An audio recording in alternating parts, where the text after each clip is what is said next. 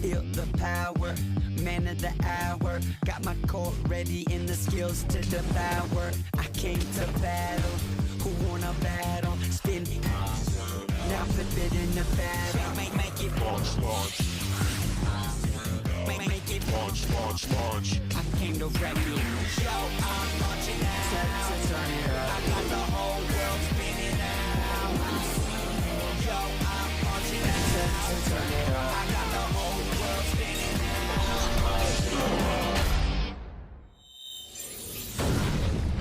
Hey there, fellow history enthusiasts. Today we're diving into something truly fascinating, the incredible journey of mankind's oldest alcoholic beverage, mead. This golden elixir has been around for so long that it's literally been nicknamed the drink of the gods.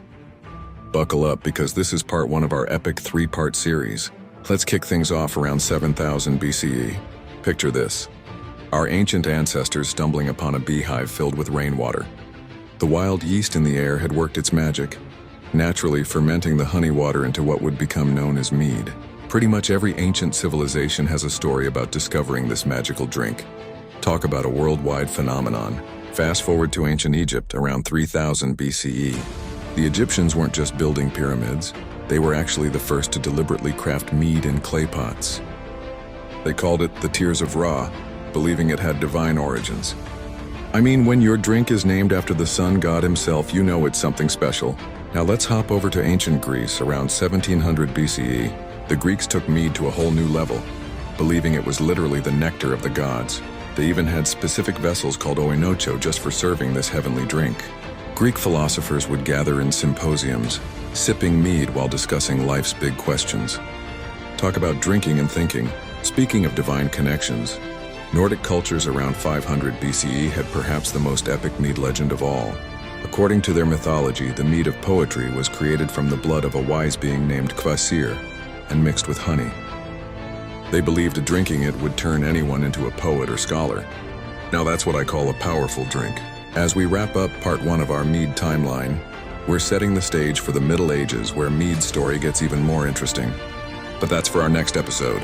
From accidental discovery to divine nectar, mead has already shown us how a simple mixture of honey and water shaped human civilization. Stay tuned for part two, where we'll explore how mead influenced medieval culture, became the drink of kings, and sparked some pretty wild historical events. Trust me, you won't want to miss it. Welcome back, fellow mead enthusiasts. In our last episode, we explored the ancient origins of mead. Now let's dive into the fascinating Middle Ages and Renaissance period of this divine drink. Picture this. It's the 6th century, and while most of Europe is stumbling through the Dark Ages, monasteries are becoming the unexpected heroes of mead making. These clever monks weren't just praying, they were perfecting the art of fermentation. They introduced new herbs and spices, creating what we now know as metheglin, or spiced mead. Fast forward to the Viking Age, and oh boy, did these Norse warriors take mead seriously. They believed drinking mead in Valhalla was their eternal reward. The term honeymoon actually comes from this period. Newlyweds were given enough mead to last a lunar month, believed to ensure a fruitful marriage. Talk about relationship goals. The 12th century brought a major plot twist in our mead saga.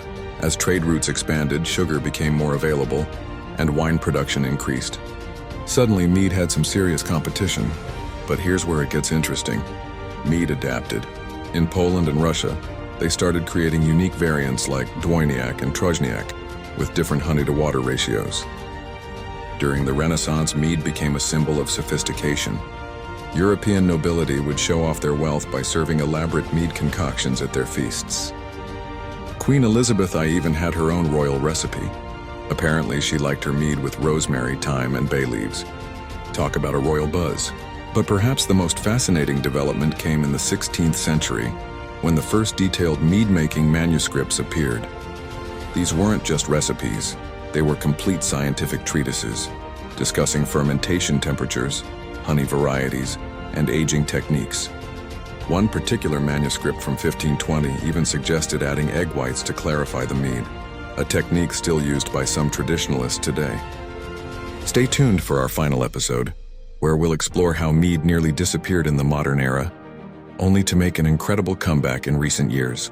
Until then, raise your drinking horns high, Skull. Welcome back to our final chapter in the fascinating history of mead.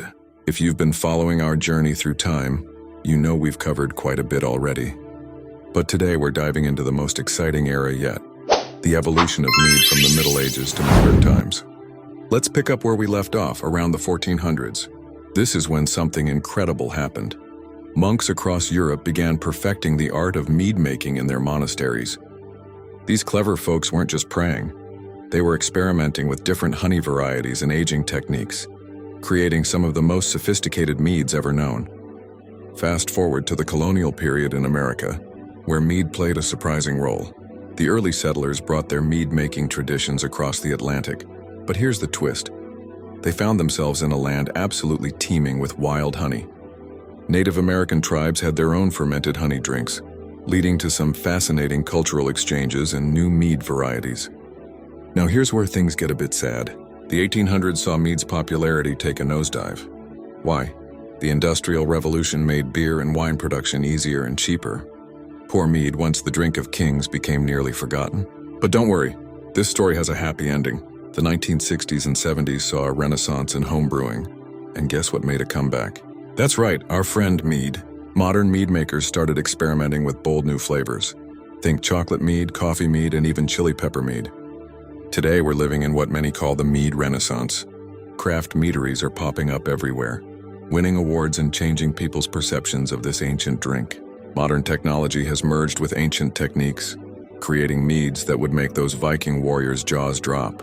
What's really exciting is how mead is evolving right now.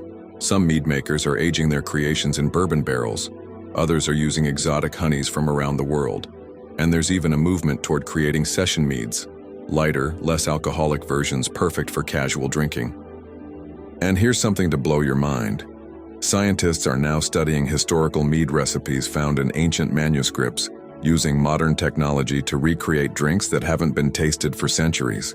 As we wrap up our three-part journey through mead's history, I can't help but feel optimistic about its future. This incredible drink has survived for thousands of years, adapting and evolving, but never losing its essential magic. The amazing transformation of honey into something truly extraordinary. So next time you raise a glass of mead, remember, you're not just drinking honey wine. You're participating in a tradition that's older than civilization itself, and one that's still writing new chapters in its story. Thanks for joining me on this amazing journey through time, Skull.